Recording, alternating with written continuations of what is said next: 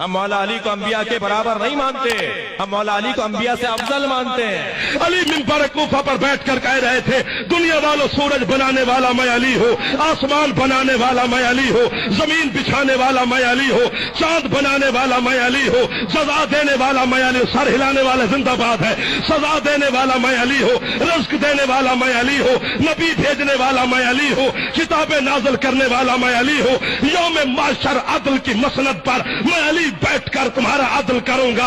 ایک مقصر علی کے دربار میں اٹھا، اس نے کہا یا علی یہ تو اللہ کے کام ہے جو تو اپنی ذات کے ساتھ لگا رہا ہے، یہ کوئی تیرے فضائل ہے؟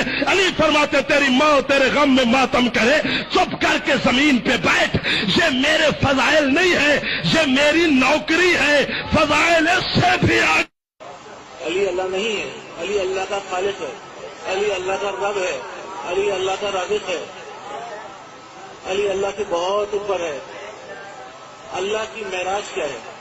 اللہ کی معراج یہ ہے کہ وہ در سیدہ جل شانہ پر اپنی داڑھی سے جھاڑو لگاتا ہے۔ اللہ کی معراج یہ ہے کہ وہ در سیدہ جل شانہ پر سجدہ کرے۔ اللہ کے سر کا تاج جناب سیدہ کی نالین کی مٹی ہے، جناب سیدہ جل شانہ کی نالین کی خاک میں اللہ پوشیدہ رہتا ہے۔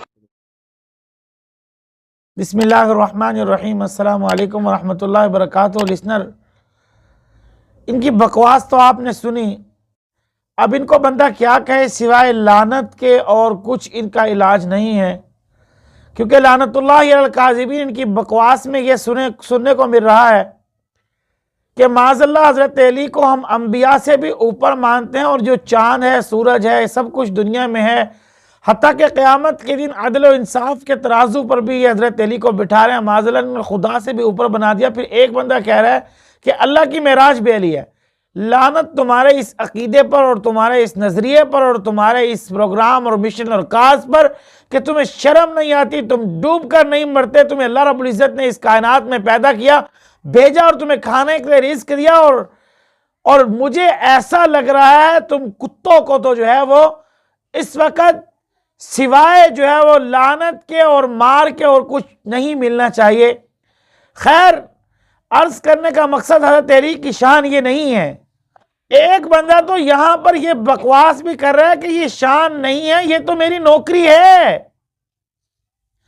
ان خناسوں کو شرم بالکل نہیں آتی۔ تو میرے معزز سامعین، حضرت علی کی شان وہ بہت ہے جو نبی کریم حضرت علی کی شان وہ بہت ہے جو جناب رسول اللہ صلی اللہ علیہ وسلم نے اپنی زبان مبارک سے ارشاد فرمایا کہ علی میرا بھائی ہے۔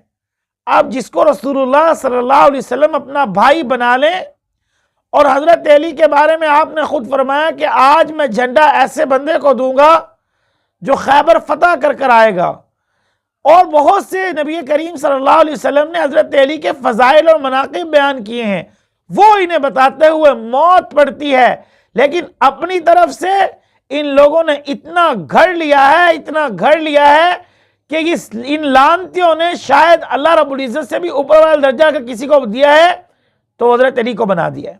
حضرت علی نے اپنی زندگی میں کیا کیا تھا؟ چند شخص حضرت علی رضی اللہ تعالیٰ عنہ کے پاس تشریف لائے، اور انہوں نے کہا کہ حضرت علی، کچھ لوگ میں آپ کو دکھاتا ہوں جو آپ کے بارے میں یہ کہہ رہے ہیں کہ حضرت علی مشکل کشا ہیں۔ یہ حضرت علی کی زندگی کا اپنا واقعہ ہے، یہ قصہ حدیث کی کتابوں میں نقل ہے، اس کے بعد میرے پاس اس کا حوالہ موجود ہے، حوالہ نہ ہو میں ذمہ داری کے ساتھ یہ بات کر رہا ہوں۔ حضرت علی رضی اللہ تعالیٰ عنہ نے کہا وہ کون لوگ ہیں؟ جب حضرت علی کو ان سے ملوایا گیا اور واقعی اس بات کا عقیدہ رکھتے تھے کہ حضرت علی مشکل کشا ہیں، حضرت علی نے ان کے لیے کیا کیا؟ ان کے لیے آگ جلائی اور ان لوگوں کو اس میں جلوا دیا۔ اب کیا ہوا؟ جب جلوا دیا تو چند لوگ حضرت علی کے دنیا کے جانے سے بعد پکے ہو گئے، اسی بات پر حضرت علی خدا تھے تو اسی لیے جو ہے انہوں نے آگ کا عذاب دیا۔ تو شرم ان کو بالکل نہیں آتی۔ بات وہی ہے جس کے دل پر اللہ مہر لگا لے اس کو ہدایت کیسے ملنی ہے؟ تو میرے معزز سامعین، ان لعنتیوں کو سوائے لعنت کے اور کچھ نہیں کہا جا سکتا۔ اللہ رب العزت ہم سب کی حفاظت فرمائے اور حضرت علی رضی اللہ تعالیٰ عنہ سے صحیح صحیح محبت نصیب فرمائے، اور جس کا جہاں پر مقام ہے اللہ رب العزت اسی مقام کو سمجھ کر جو ہے ان کی عزت اور عظمت کرنے کی توفیق نصیب فرمائے۔ آخر دعوانا الحمدللہ رب العالمین۔